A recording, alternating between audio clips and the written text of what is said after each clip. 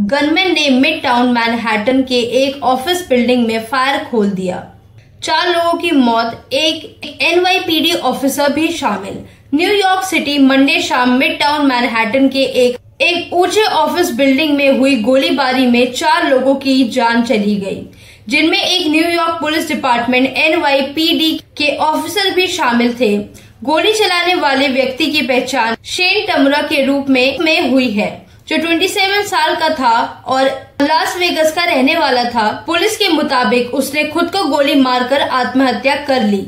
ये घटना शाम लगभग 6:40 बजे 345 पार्क एवेन्यू के बिल्डिंग में घटी, जो 44 मंजिल का स्काई स्क्रैपर है और जहां ब्लैकस्टोन, KPMG, डॉयचे बैंक और NFL जैसे बड़े फाइनेंशियल फर्म्स के ऑफिसेज हैं।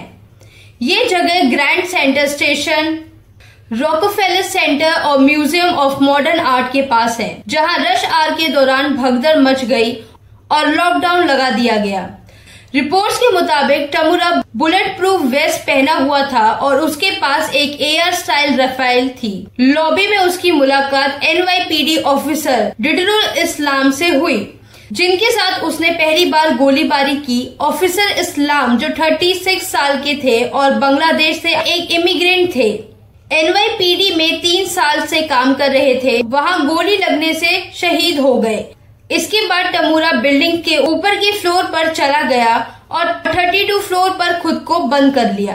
इमरजेंसी कॉल्स 32 और 33 फ्लोर से की गई। जब लोगों में अफरा तफरी मच गई, पुलिस ने तुरंत रिस्पांस दिया, हेवीली आर्म्ड यूनिट और ड्रोन्स भेजे और आसपास के लोगों को विंडो से दूर रहने और शेल्टर में जाने के लिए कहा। अथॉरिटीज ने बाद में कंफर्म किया कि शूटर को न्यूट्रलाइज कर दिया गया है और स्थिति कंटेन्ड है।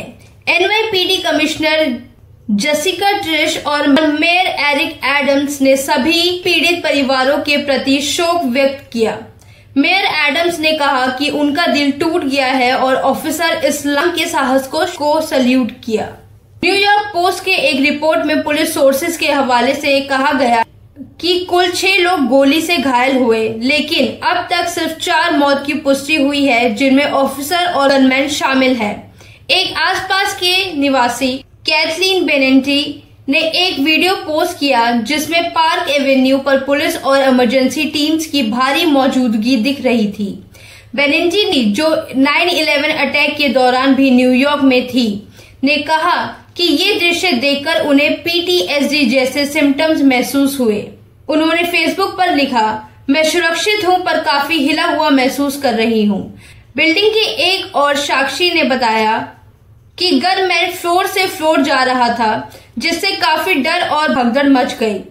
CNN के एक रिपोर्ट के मुताबिक टमुरा के पास जून 2022 में इशू हुआ एक कंसील्ड कैरी परमिट था, पर उसका प्राइवेट इन्वेस्टिगेटर लाइसेंस एक्सपायर्ड हो चुका था।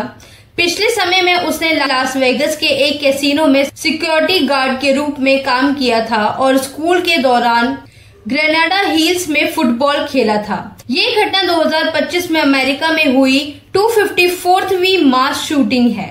गन वायलेंस आर्काइव के डाटा के अनुसार ऐसे घटनाएं देश में गन कंट्रोल और पुलिस सेफ्टी को लेकर चर्चा को और तेजी दे रही हैं। राष्ट्रीय और स्थानीय नेता जैसे गवर्नर कैथी होचुल और मैरल कैंडिडेट जोरन ममदानी ने इस दुर्घटना पर शोक व्यक्त किया और सभी पीड़ितों और NYPD के प्रति संवेदना व्यक्त की।